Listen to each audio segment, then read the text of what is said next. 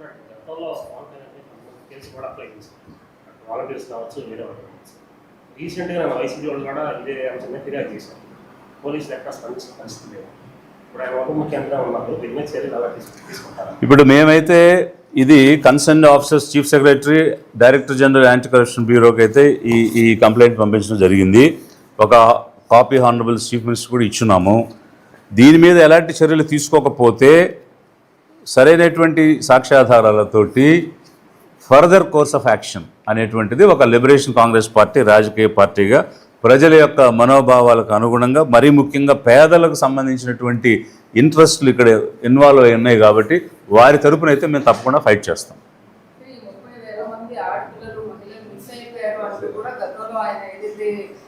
Party ప్రచారంలో తిరిగినప్పుడు చెప్పిన పరిస్థితి, తర్వాత ప్రభుత్వం వచ్చిన ఒకసారి కూడా దాని గురించి పట్టించుకున్న దాఖలు లేవు. ఆయన గురించి కంప్లైంట్ కూడా లేదు మంగళగిరి పోలీస్ స్టేషన్.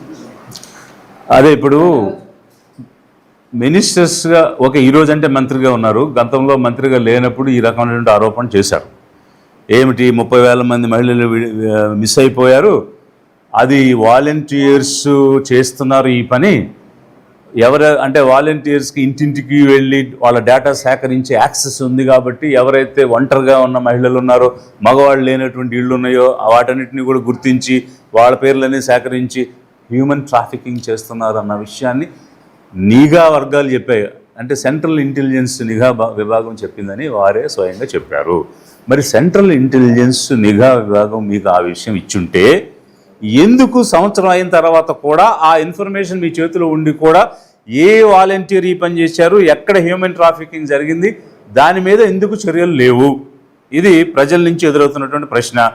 అందులో అధికారంలో మీరు ఉండి ఎందుకు చర్య తీసుకోవడం లేదు? రెండవది, మహిళలు మిస్ అయింది, విమెన్ అంతమంది, అన్ని వేల మంది మహిళలు మిస్ అయిపోతే నేను తలదీసే చట్టాన్ని తెస్తానన్న వ్యక్తివి కనీసమైనటువంటి మానవత దృక్పథంతో కూడా ఆలోచించే పరిస్థితి లేదా?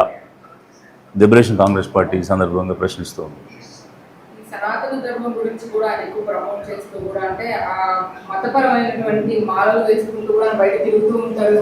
అందరికీ చెప్పే విధంగా, అంటే గతంలో ఏదైతే ఆయన నేను మతానికి కులాలకి అతీతంగా ఉంటాను అని చెప్పి ఏదైతే ప్రామిస్ చేస్తూ ఆయన జనాల మధ్యలోకి వచ్చారో, ఇప్పుడు నేను సనాతన ధర్మాన్ని పాటిస్తానని చెప్పి చెప్పడం బట్టి ఎక్కడ చూపిస్తారు? అంటే ఒక ఆయన ఉప ముఖ్యమంత్రిగా ఉన్నారు, ఒక డిస్ట్రిక్ట్గా ఉన్నారు. అదే ఇప్పుడు ఇది ఒక దౌర్భాగ్యం అనాలా, లేకపోతే ఆంధ్రప్రదేశ్ రాష్ట్రానికి దాపురించినటువంటి దురదృష్టమైనటువంటి పరిస్థితి అనాలా అర్థం కావటం లేదు. ఎందుకనంటే ఎనీ కాన్స్టిట్యూషనల్ ఎంటిటీ ఎప్పుడూ కూడా రాజ్యాంగాన్ని ఎలా పరిరక్షించాలి, రాజ్యాంగంలో ఉన్న విలువలను ఎలా పాటించాలి అనే దానికోసమే ప్రయత్నం చేస్తారు. సో అందులో భాగంగా మనది ఒక sovereign secular democratic republic state. So అట్లాంటి స్టేట్లో మనం ఒక సోషలిజం గురించి, సెక్యులరిజం గురించి ప్రమోట్ చేయాల్సింది మానేసి ఒక రకమైనటువంటి స్ప్లిట్ని, ఒక రకమైనటువంటి ద్వేషాన్ని, మతాల మధ్య సామరస్యం ఉండాల్సిన పరిస్థితిలో విద్వేషాలను రెచ్చగొట్టే విధంగా బాధ్యత కలిగినటువంటి పదవిలో ఉన్నటువంటి ఒక మంత్రి గారు చేయడం అనేటువంటిది చాలా శోచనీయమైనటువంటి విషయం. అందుకోసమే మేము నేరుగా వారిని అడుగుతున్నాము, అసలు మీ సనాతన ధర్మం అంటే ఏమిటో నిర్వచనం చేయండి.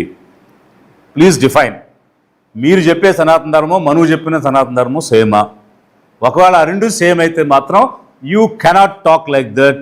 మీరు పలుగు పారబట్టుకుని పొలంలోకి వెళ్ళి పని చేసుకోవాలి. మీరు సినిమాలు చేయకూడదు, మంత్రిగా ఉండకూడదు, ఏ రకమైన వ్యాపారం చేయకూడదు. బికాస్ నీకు మనువు ఇచ్చినటువంటి ధర్మం వ్యవసాయం చేయమని.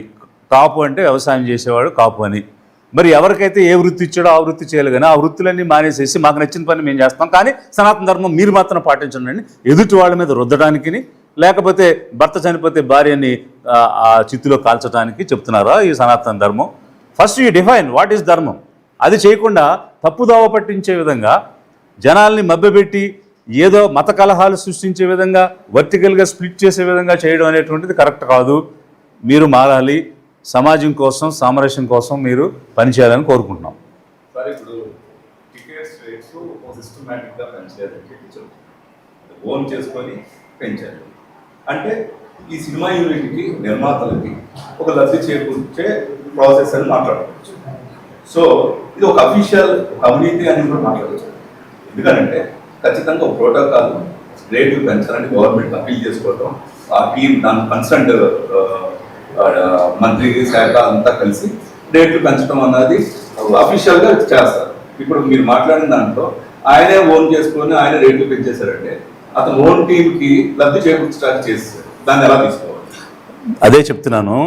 వారు ఈ మధ్య ఇచ్చిన ఇంటర్వ్యూలు కానీ పేపర్కి ఇచ్చిన స్టేట్మెంట్స్ ద్వారా కానీ తప్పు చేసిన వాళ్ళు ఒక కోర్టులో ఎట్లయితే కన్ఫెషన్ స్టేట్మెంట్ ఇస్తారో ఆ రకమైనటువంటి స్టేట్మెంట్స్ తెలిసి ఇచ్చారో తెలియక ఇచ్చారో వారైతే ఇచ్చేశారు.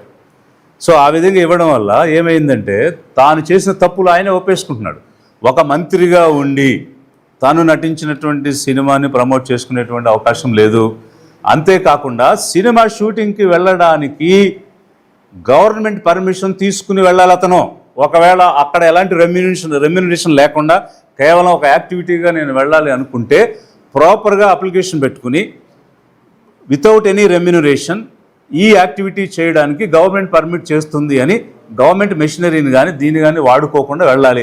అలాంటి పర్మిషన్ ఆయన ఏమీ తీసుకోలేదు. అతను గవర్నమెంట్ మెషినరీని వాడుకుని మరీ సినిమా షూటింగ్లకి వెళ్ళినటువంటి పరిస్థితి కనిపిస్తూ ఉంది.